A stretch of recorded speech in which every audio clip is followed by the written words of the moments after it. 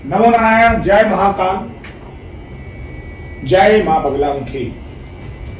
सभी मेरे दर्शकों का बहुत बहुत स्वागत है। आशा करता हूं आप सभी लोग अच्छे होंगे और आपकी आध्यात्मिक उन्नति आगे बढ़ रही होगी।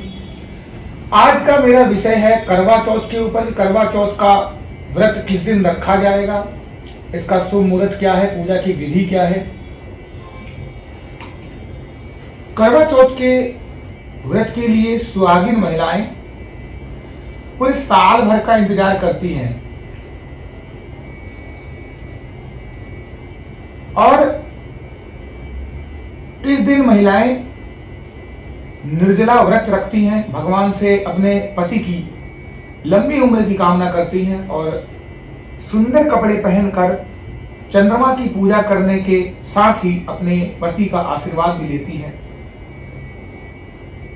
इस साल करवा चौथ का त्योहार 1 नवंबर 2023 को मनाया जाएगा। चतुर्थी तिथि 31 अक्टूबर 2023 मंगलवार को रात 9:30 बजे से शुरू हो जाएगी, जो कि 1 नवंबर रात को 9:19 तक रहेगी। ऐसे में करवा चौथ का व्रत 1 नवंबर को ही मनाया जाएगा और पूजा करने का जो शुभ मुहूर्त है वो शाम को 5:36 से लेकर 6:54 तक हो जाएगा। करवा चौथ के दिन सुबह सबसे पहले जल्दी उठकर स्नान करके साफ सुथरे कपड़े धारण करने चाहिए। भगवान का ध्यान कर व्रत का संकल्प लें और दिन भर निर्जला व्रत आप रखें। पूजा के दौरान घर में मंदिर की दीवार पर गेरू से फलक बनाएं और फलक पर करवा का चित्र बनाकर शाम के समय माता पार्वती और शिव जी की तस्वीर लगाकर पूजा अर्चना करें।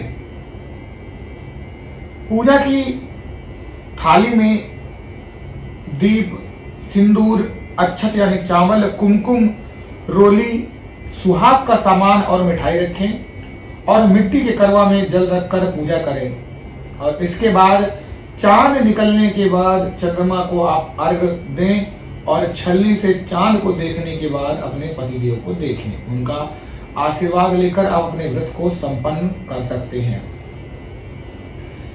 तो इस तरीके से आपका करवा चौथ का जो व्रत होता है वो कंप्लीट हो जाता है। इसके बाद आप अपने जो थाली होती है उसमें क्या क्या सामग्री रख सकते हैं, ये सबसे इंपॉर्टेंट पहलू होता है, क्योंकि इसी से आप पूजा करती हैं, सब चीजें करती हैं। तो देखिए, करवा चौथ की सरगी की जो थाली होती है उसमें श्रृंगार का सामान होता है, जैसे सजने संवरने की बिंदी हो सकती है,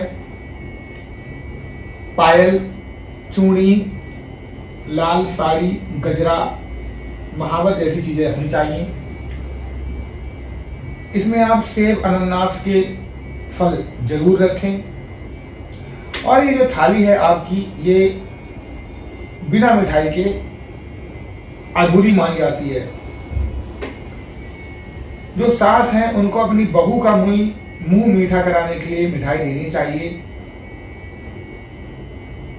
और इसी के साथ साथ आपको पूरे दिन व्रत रखते हुए सर्दी की थाली में सूखे मेवे और नारियल जरूर रखना चाहिए। वैसे तो करवा चौथ के बारे में बहुत सारी कथाएं हैं, लेकिन एक कथा जो है पौराणिक, वो वीरवती और उसके 7 भाइयों से जुड़ी हुई है। इंद्रप्रस्थ में वेद शर्मा नामक का एक विद्वान ब्राह्मण रहता था। उसकी पत्नी लीलावती से उसके 7 बेटे और वीरावती नाम की एक बेटी हुई थी।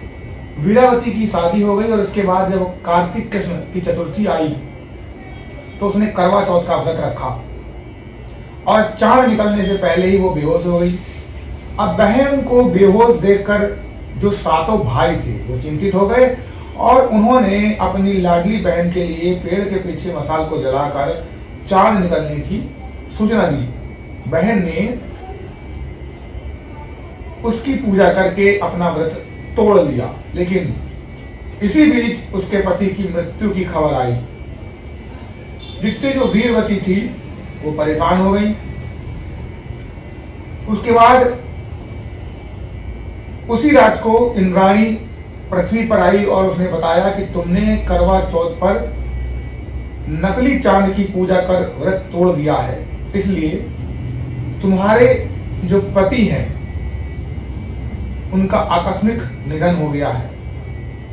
अब अगर उन्हें फिर से जीविता को करना है तो विधिवत पूर्वक आपको करवा चौथ का व्रत करना पड़ेगा।